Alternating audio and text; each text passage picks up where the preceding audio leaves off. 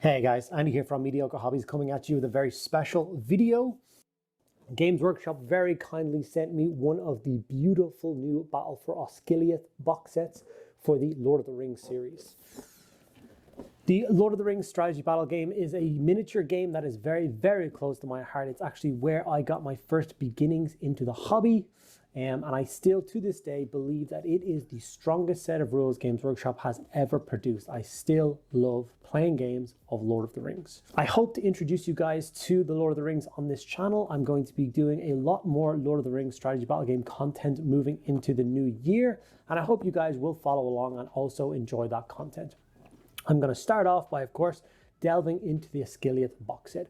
I know a lot of other creators have already created content around this box set, but their content is very bombastic, it's very big, it's very bold. It's not a lot of things that people at home can go away and do and replicate. So I'm going to come at it from the other angle, and I'm going to show you guys how to get all the miniatures in the Osgiliath box painted up to a nice standard quickly, easily, and start playing your first games of strategy battle game. I'm going to start off in this first video with the scenery. I hope you guys stick around and enjoy the video. Okay, so this is the piece of Osgiliath scenery that I've constructed out of the box and giving it a single coat of Chaos Black spray, just as my base coat. These are the three main colors that I will do to give it that the White City look. So we're going to start with Taller and Sand, then up to Carrick Stone, and then Pallid Witchflesh. I'm going to be using the dry brush technique for the two after paints. And with Taller and Sand, I'm just trying to get a nice solid coat all over the entire building. This will probably require two thinner coats, because obviously Taller and Sand is quite a bright color, verging on a yellow, and it's going over a flat black. So it's going to be quite streaky.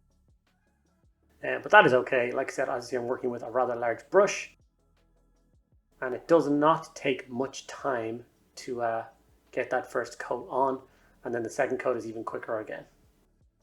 So just lash it on, smooth it out, try not to have any patches of blobs or anything like that. Just a nice smooth coat would be ideal. But as you can see, I am working very fast. I'm not being particularly careful. And that is one of the joys of scenery. They are just supposed to be background pieces for the game. They're supposed to frame your armies and your miniatures. They are not supposed to steal attention away. So I personally don't put a lot of time into painting them. Having said that, the end result on painting up this piece of scenery I was very proud of, and I think I absolutely nailed the look of the White City or Osgiliath. There's a lot of depth in the colour, which is exactly what we want. After the Taller and Sand has been applied in two coats, you can see the result here. Really nice solid base coat, really nice place to work up from. So that's what we're going to do. We're going to go to the next color, which of course is Carrick Stone. This is moving much closer to the kind of chalky off-white color that the city actually is. And now I'm going to actually start with the dry brushing of the miniature.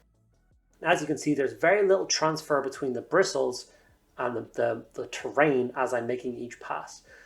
This is, I feel, one of the most important things to remember when you're dry brushing. You should have minuscule amounts of paint on your brush. There should be very little transfer. You should be going over a section of model 20-30 times with a dry brush, the strokes, as opposed to 3 or 4 heavy strokes, which will cause you to have much more kind of thicker paint, blobs or streaks, things that we do not want to have on miniatures. Therefore, I prefer taking my time. Like I said, it's always easier to add more paint on, so make more passes, than it is to try and remove paint if you've applied too much to a section. So you can see I'm still working around that first section until I'm happy with the coverage. So that's what I like, that's it. If I've nailed it, that's what I want to do. So now I'm going to work around the rest of the piece of scenery until all the sections look the same as this.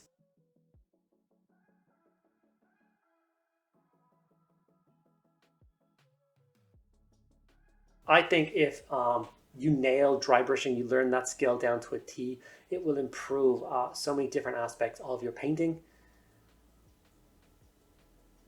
Here I'm moving on with the floor. And as you can see, I like changing direction with the floors. I don't want it to seem like there's any streaks or lines or anything like that. So I'll do back and forth, left, right, and a lot of time I'll move in circular motions with the dry brush on big flat areas like this.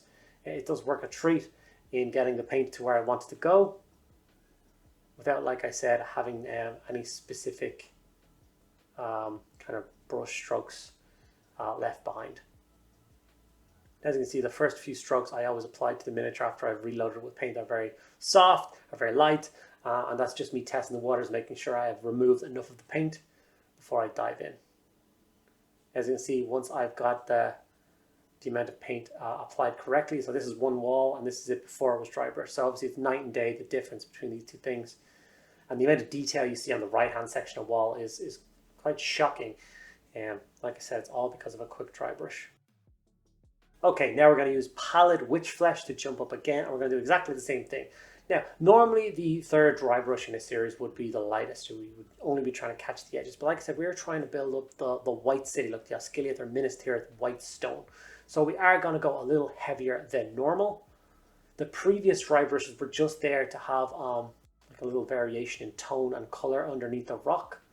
It's to build that depth of color, which I know is a real artsy, kind of artsy way of saying, no, we don't want the wall to just be solid white. We want it to look like there's kind of dust and debris settled, or it's a lump of limestone or whatever isn't just going to be white. So like I said, I will show you one quick section, then I'll show you the three bottom sections all done, and you can see, like I said, top and bottom. So as you can see, it's a beautiful white color, but you can see all those other shades shining through.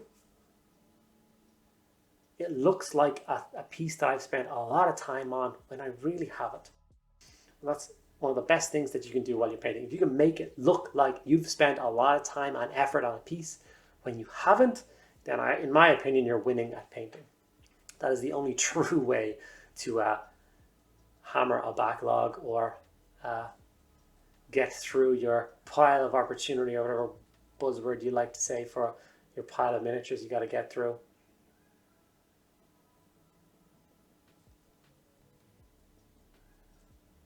As you can see, as a set of buildings on a table, this is going to look very, very nice. And when I get the other miniatures out of the box set painted up for you guys, I do hope to field a few battle reports. Not so much battle reports, more like how to plays. So show you guys the rules for the strategy battle game to follow along and easily get you guys going. And hopefully I can show you some of the more advanced kind of nuances to the game as well, which really make it stand out from other games to me. Same thing with the floor, up and down, left to right, and then a couple of circular motions just to blend it in a little bit.